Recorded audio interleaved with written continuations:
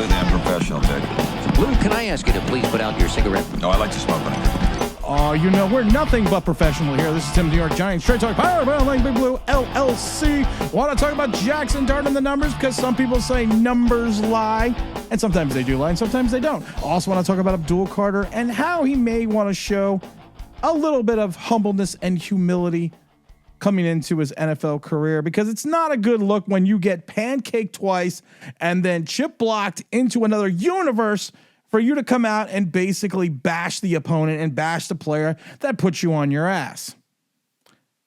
But I want to start with the drama right now with Pro Football Focus, and we always call it Pro Football Jokers, and that's just because that's what it is. I mean, that's literally what it is. Chris Collinsworth has built an empire in reference to this statistical data and information that really just kind of means nothing. But you have certain segment of Giant fans that come out and look at it, and you have a segment of Giant fans that look at it and say, "Oh no, this can't be right. Jaxson Dart can't have a Pro Football Focus grade of 66." And it's like, okay, first of all, it's Pro Football Focus. What does it matter? Why are people so enamored with what Pro Football Focus has to say? If you think that your quarterback is this great quarterback, it shouldn't matter what Pro Football Focus thought process was, and even if they graded him, average. Really. And I love it because there is a certain segment of Giant fans that use the Pro Football Focus stats as gospel, but as soon as they go the other way, they got no fucking clue what they're talking about. Well, I'm going to tell you something about this in Pro Football Focus. They may have gotten this one a little bit right, because you look at the Jaxson Dart numbers, and while on the surface they look impressive, they look like he was facilitating and matriculating that ball down the field with these long bombs. That he was this Herculean quarterback. That he was Joe Montana, Joe Namath, Johnny Unitas, all rolled up into one with a little bit of with a sprinkle of Tom Brady and Patrick Mahomes. And on the surface, when you look at the numbers, you take a look at numbers 16 to 14 to 137 for a touchdown plus the rushing touchdown. You're like, whoa. He was unstoppable. But then you take a deeper dive. And I laugh, though, because to tell you that preseason really doesn't mean anything. Stetson Bennett of the Rams, 28 of 40 for 324 and 3 touchdowns. And he has led the Rams now to 2 comeback wins twice in the last 2 weeks in preseason, which means nothing. Ryan Leaf had a wonderful preseason as well. Daniel Jones didn't have a bad preseason as well, but I'm not saying that Jaxson Dart is on the surface of those players. I've said this before. I think Jaxson Dart, what Brian Dable is doing with Jaxson Dart is extremely intelligent. He's putting him in a position to succeed. And we've said this before. They're doing what I think they should have done with Daniel Jones. They're putting him in these games, and they are making it an extremely simplistic game plan against a second, third, and Home Depot style defense. And they're building up his confidence. They're building up his ability to get his feet wet. But there is a reason why Brian Dable has said 2 weeks in a row that Jaxson Dart has a long way to go, because he knows this. He sees this. He knows what he's doing. He's building an NFL quarterback. And when you take a look at 14 for 16 for 137 and a touchdown, you're like, okay, he's building it the right way. We are seeing the maturation of a quarterback. But then as you dive into the numbers, and I have to give Doug Analytics a lot of credit for this, because he's actually the first one to bring this up, and I had to do a little bit deeper dive. If you take a look at how Jaxson Dart moved the ball down the field, it's quite interesting. And these are things that I have been saying. Passes behind the line of scrimmage, he was 7 for 7. Passes 0 to 9 yards, he was 5 for 5. Passes 10 to 19 yards, he was 2 for 3. At 20 plus, he was 0 for 1. His deepest average target per yard was 4.1. That means on average, he is only throwing the ball 4 yards off the line of scrimmage. His average depth of completion is only 2.1 yards. 78% of his yards came from yak, yards after the catch. So you kind of have to look at what the game plan was and what Brian Daboll wanted to do. So basically, if you want to call it this way, he was 12 for 12 when he was -1 to 9 yards off the line of scrimmage. So it's -1 yards to 9 yards off the line of scrimmage. He was 12 for 12. So that means he literally, and like I said, he only averaged 4.1 yards per depth of the target per yard. So that means he only threw the ball 4 yards down the field on the majority of his plays. And the rest came off the yak. And you're like, well, Tim, that's just nitpicking. No, it's not nitpicking. It's the fact that you have to look. People want to anoint him so much, the next quarterback. People are already talking about that you have to you need to get rid of Russell Wilson. You need to get rid of James Winston. You just got to play this kid. No, this kid has played against the most vanilla brand defenses he is probably going to see in the NFL for his entire career. He has never been on the first team during practice. During the 2 joint practices, one at Florham Park and one at MetLife, he never went up against the first team defenses of the Jets. When he played against Buffalo, he played when Buffalo had removed most of their starting defensive line. And the thing with this, last year, Buffalo had one of the worst defensive pass rushes in the entire league, which is why they went out and got Oliver and Bosa. And what they did for the majority of that Buffalo game in the beginning, it was all short passes or passes behind the line of scrimmage. Because you're building a quarterback. You're building a professional. You are teaching him to be on the field, to read defenses, and all these lunatics that are getting so excited. This is Daniel Jones syndrome all over again. You Giant fans are so starved for a quarterback that when a guy throws 7 passes behind the line of scrimmage, you would think that he is Darryl LaMonica. That he is sitting there with a Jay Strader type arm, dropping 80-yard bombs. Not looking at you, Russell Wilson and Bo Collins. Brian Daboll is doing this right. He is building a quarterback because he's got Russell Wilson. He's got Jameis Winston. These first 6 games, I want Jaxson Dart to be the 3rd string emergency quarterback with not the new rules, but with the NFL rules in reference to quarterbacks. That's what I want to see him as. The 3rd string emergency quarterback. I don't want to see him on the active roster because I want to win some games. And if you think with this opening schedule that you are going to take a rookie quarterback and play him in Washington and Dallas and then Kansas City at home, we've said it. It's Daniel. Gentlemen, which brings me to my next point. Don't smoke crack. You got to be smoking crack. If you want to be excited about the maturation of I keep saying Daniel Jones. I'm watching the Daniel Jones miss a wide open Ty Warren. Ty Warren is going to be like that guy from the Raiders. Ty Warren looks fucking dangerous. I watched him twice get behind the defense. Daniel Jones almost got him decapitated once. Darren Waller's like, I'm glad I'm not watching that. And then he missed him. Ty Warren literally had like 6 steps ahead of this guy, and Daniel Jones threw it like 20 yards too long. So I'm watching that. But you're building your quarterback the right way.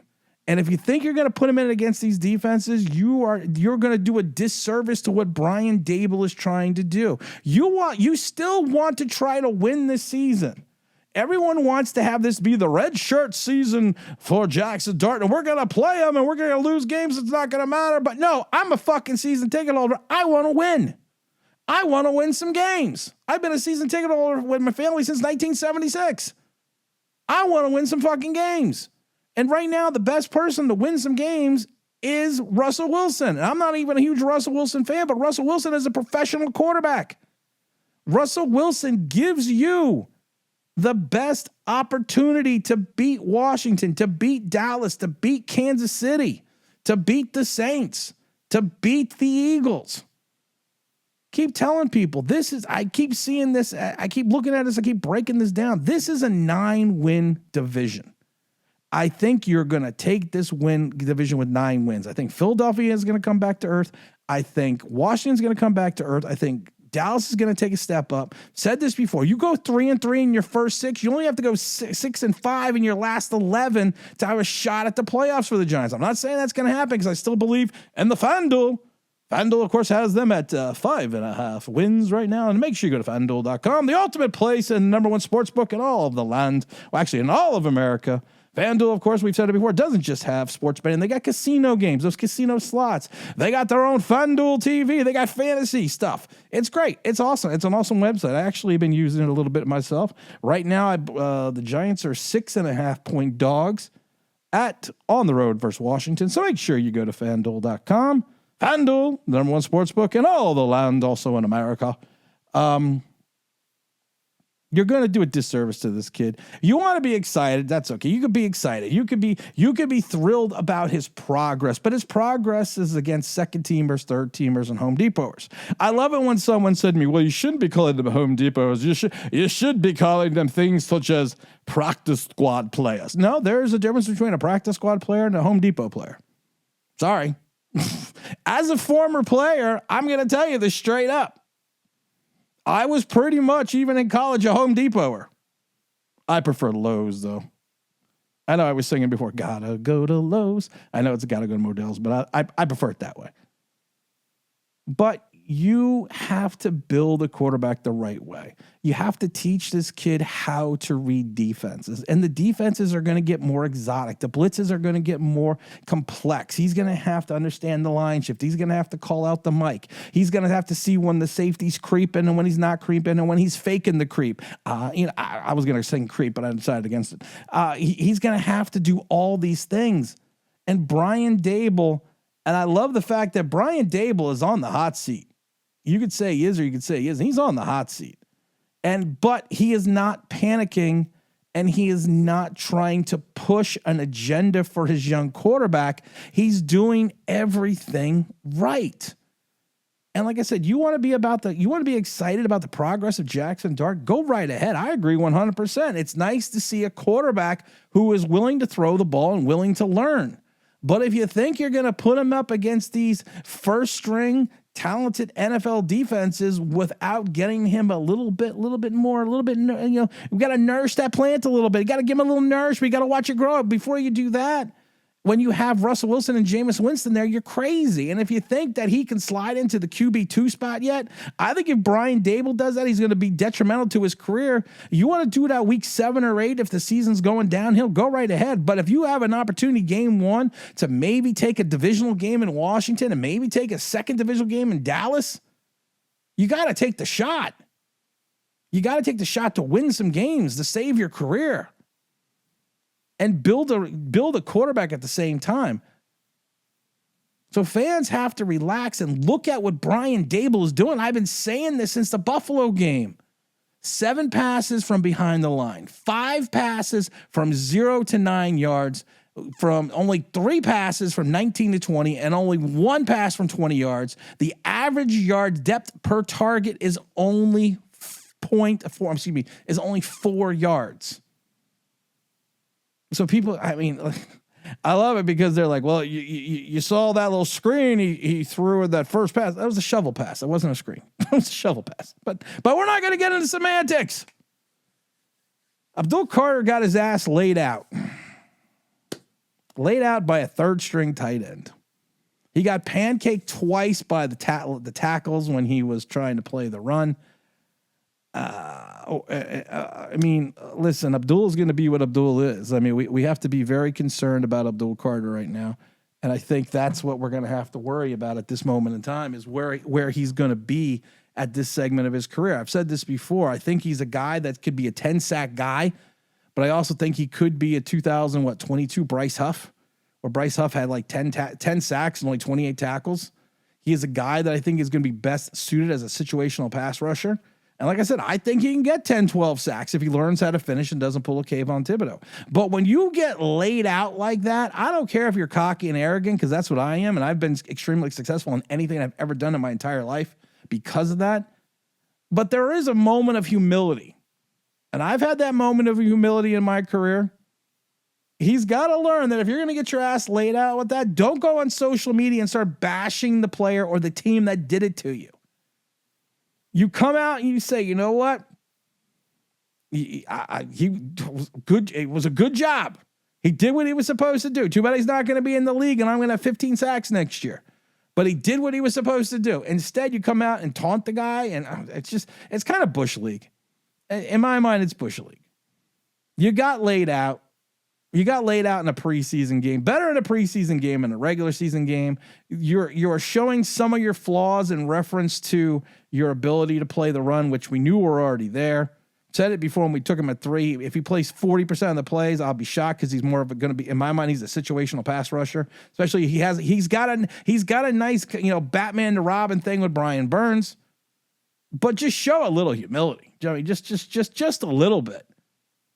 And some people are like, "Well, I like that moxie." Yeah, when I do it, I'm an asshole. when he does it, and he's wrong, he's not an asshole. When I speak the truth, I'm a dick. Oh, what a just another day, guys. But like I said, if you want to be excited about Jaxson Dart, that's fine. But take a look at the whole picture. Don't just get pumped up at what you see. Break down from a football perspective what he is actually doing and how Brian Dable is building a quarterback. Because I like I said, I had the man crush on Dable the first year, and now that man crush is coming back because of the fact that he is building a quarterback. He is building a future for this team. I don't know if Jaxson Dart's going to be the future of this team yet. I don't know because I haven't seen it yet, and I can't tell you from I love how people can tell me from 2 preseason games, but they also thought the same thing about Ryan Leaf. And that's the other scenario. Stetson Bennett, who's got like 500 yards in the preseason, is going to be a Hall of Famer because you don't know. It's just preseason. It doesn't count. So as soon as preseason's over, you're back to 0-0. Just let Brian Dable do his job and build a quarterback. That's all we got to do. I want to send this out, of course, to all the Top Gunners. This is Ghost Rider requesting a flyby. Negative, Ghost Rider. The pattern is full. And if you're listening to this for the first time, you don't know what a Top Gunner is here on New York Giants Straight Talk, make sure you turn into one of the live streams. You will find out right away how that big live stream on Sunday. We'll be at the game on Thursday doing the thing we do. And as always, this is Tennis New York Giants Straight Talk, powered by Online Big Blue LLC. And I'm out of here.